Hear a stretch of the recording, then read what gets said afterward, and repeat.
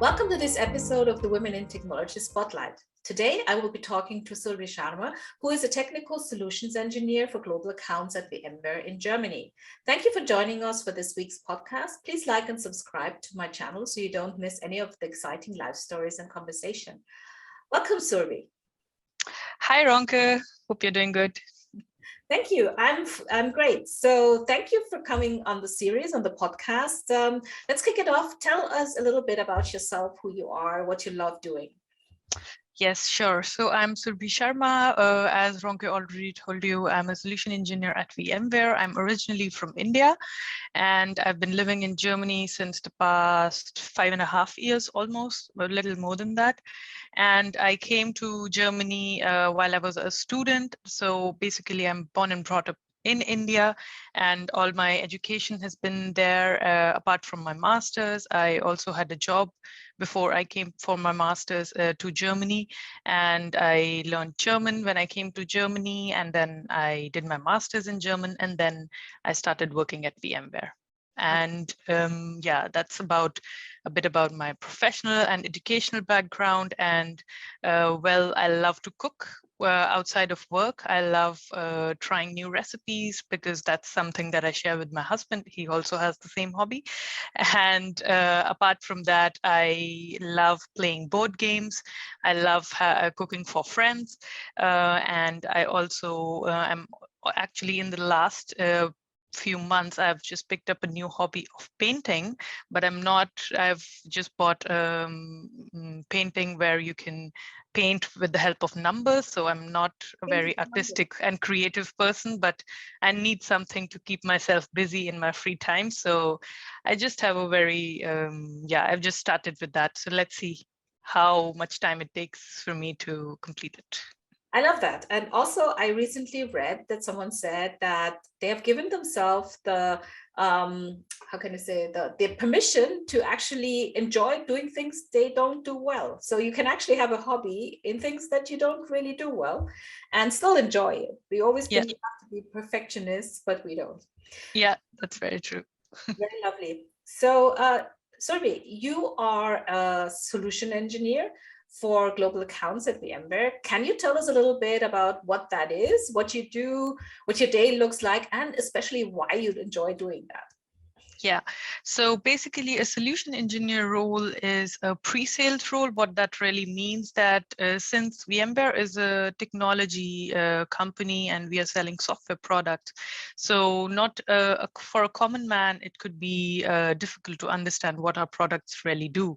So my customers are ranging from different corners of the organization. So making them understand what my products are doing, what are they capable of, how can they address their business problems that they want to solve, how can they help them achieve their strategic business goals.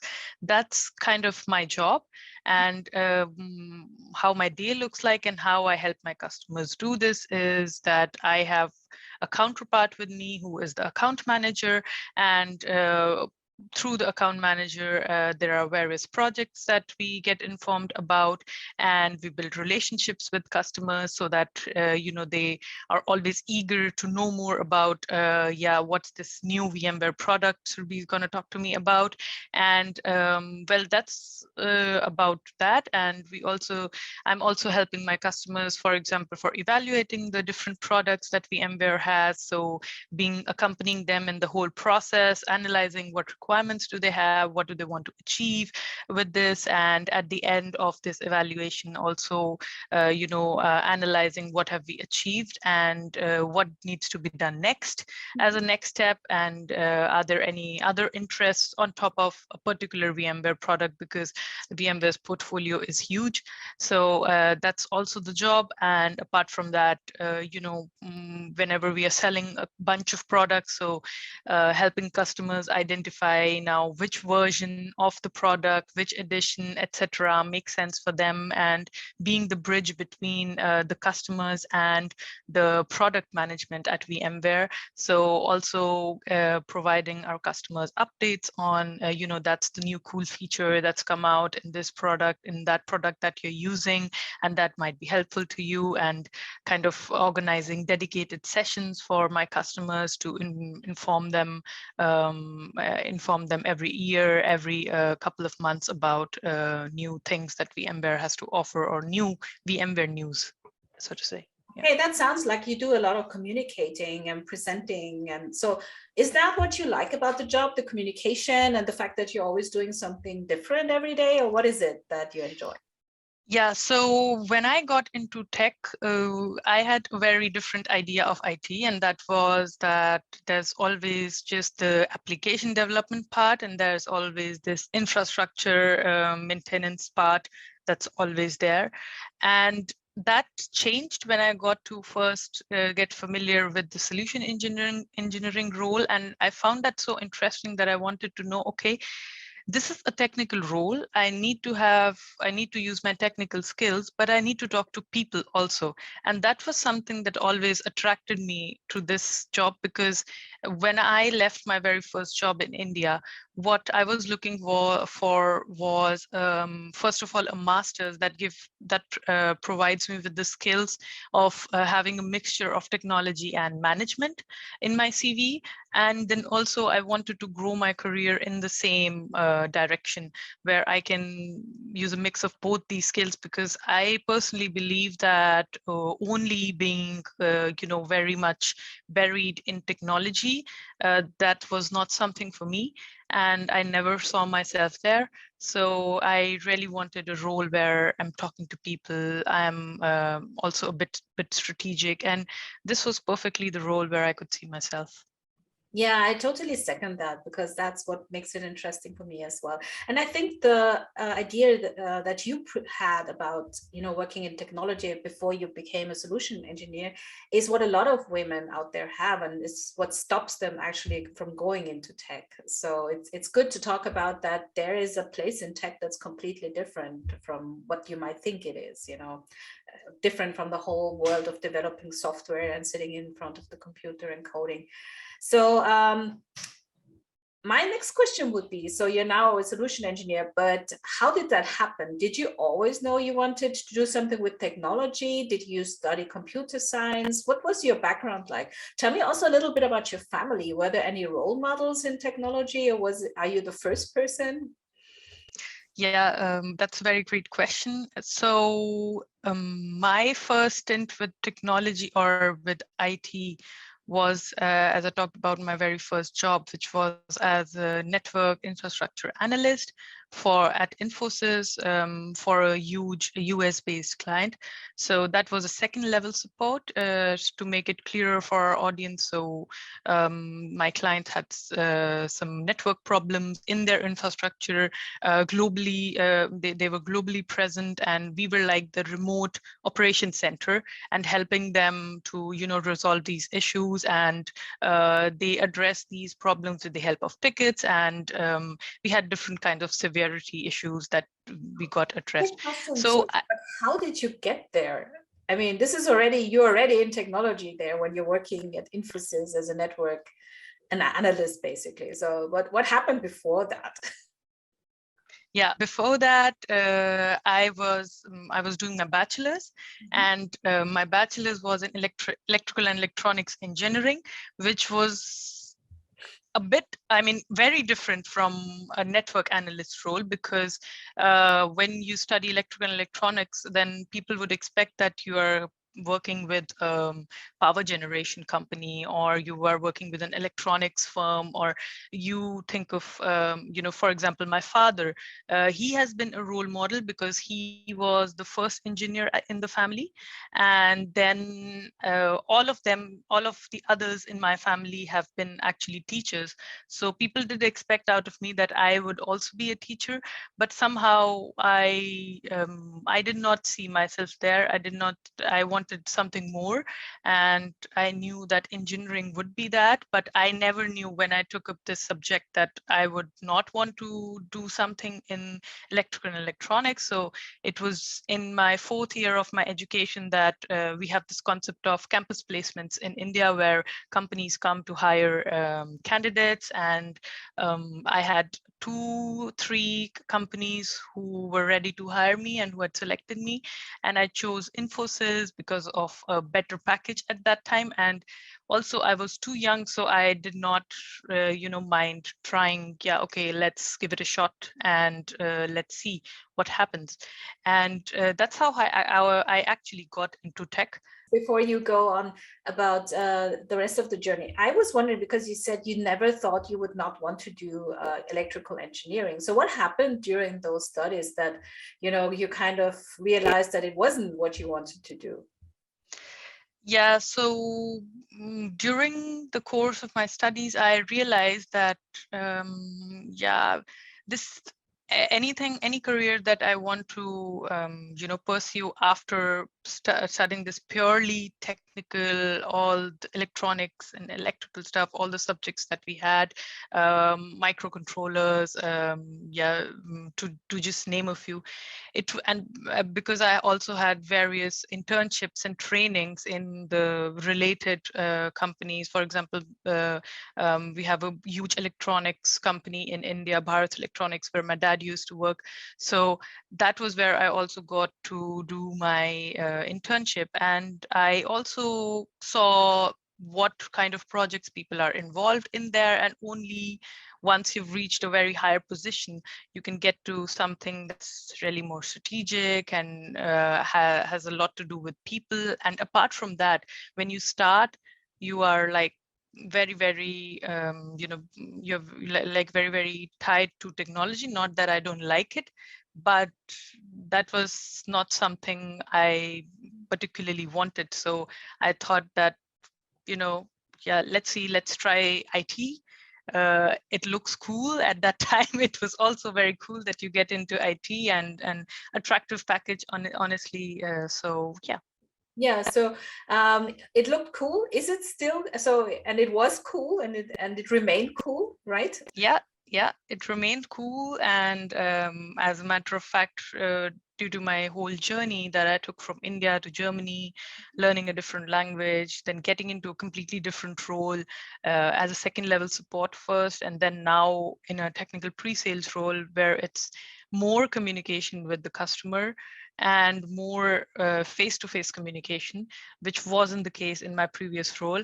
So it is cool, and it still stays cool. Yeah. Tell me a little bit about this transition from India to Germany. I mean, this is a big step. It's a different culture. It's a different language. What made you switch countries and also fields? So back in India, I want to do a master's. I do not just want to have a bachelor course behind me. And I tried different options being in India. Also, we have a huge number of tests that we have there for going in different directions for MBA, for masters, for Master of Technology, which is equivalent to MS that you do in the US. And next to my job, I couldn't really find time or to prepare myself for that. And then I was exploring other options of moving out of Germany. How does that look like? Sorry, out of India. Sorry. And I was evaluating which countries come into question for me. And then I researched a bit, informed myself, okay, how is studying in US, UK, and the other parts of the world. And Germany was an attractive option, firstly because not many people choose to do that. That was the very first thing. There are a lot of people who would want to go to the US or UK, but at that time, still not many wanting to come to Europe or Germany. And also the education system, the benefits that you get when you live in this country as a citizen. That was something that helped me, to plan not just this particular particular master's course, but make decisions for my life if I want to even settle here some point in time. These were all the thoughts that were coming in. And then I informed myself, okay, I want to go to Germany, but how would I do that? I had some friends here, and they were a source of information. That was the first thing. But also, I realized very early that I need to learn the language. That's the only barrier that's in my way. And if I've crossed that, after that, it's like a cakewalk. Well, a cakewalk is easier said than done, I would say, because integrating yourself in a different culture is a lot more than learning a language in a language school. You need to think differently. You need to you have a different weather, first of all. If you compare the food to Indian food, it's completely different. I still cook Indian food at my home, obviously, because I can't, I'm an Indian at heart and I cannot just live without that. So I need my chili. And well, apart from that, finding friends and socializing, and these are just little things that are so different. And I remember the days when I was still at language school, and I did not just learn German. That's a tip that I give to anyone who asks me about coming to Germany and learning the language, that I didn't just learn German, I was living in German. I used to get up, I used to go to the language school. On my way to the language school, I was always listening to German songs. I completely switched all my playlists. I used to come back from the language school. Then even if I want to watch movies, I used to watch German movies. I used to, learn German songs so that I understand meanings of the words.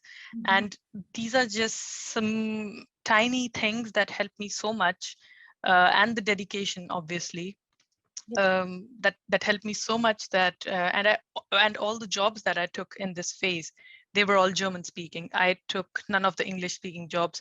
People do think that when you move to a new country, yeah, it's better, we can communicate better, but I spoke maybe a very broken language, broken German at that time. But still, I chose to do that because when people realize here that you are eager to learn, you want to learn the language and you want to speak in that language, then they help you. They honestly help you, and they help you learn. They help you progress, and that's actually something that helped me to also clear my language exams, because without that you cannot get into any university. And yeah, that's how my transition from India to Germany looks like. And I cannot say till date that I'm a perfectionist in the German language, because I'm still learning. I like how you immersed yourself in the culture to, get proficient in the language, because I think you made a very good point here. A lot of people come to a different country, then they go to a language school, and then they still have issues, what is the word, getting to the situation, because they don't really accustomed to the culture and all the little things around them, the food and whatever, and they tend to gravitate towards people from their own culture and then speak their own language in the foreign country. So I think this is a great way to get accustomed to living in a new country. So obviously, having to learn a completely new language and getting accustomed to new weather and new culture and all that was a big thing, and probably also an obstacle. But tell me a little bit about what kind of other, maybe more job-related obstacles you faced when you came into technology, or was it straightforward because you were already used to the language and the people? What was it like going to a job at in a foreign country like this? Let's put it this way. First, I wouldn't say obstacle, but this was something different, would be the German work culture. It is very different from India. So sometimes you need to think what you're speaking about, and that was something that you only learn when you're right in the middle of it. And you know the way that's just the part of learning to integrate in the society. I think these two things are really interconnected with each other. So also what I saw here, that not many girls, which was actually a surprise for me, that in a country like Germany, not many girls are in IT. Mhm. And back in India, I used to see that there's so much competition, because it doesn't matter in which branch you want to pursue your career. Even in IT, you would have girls.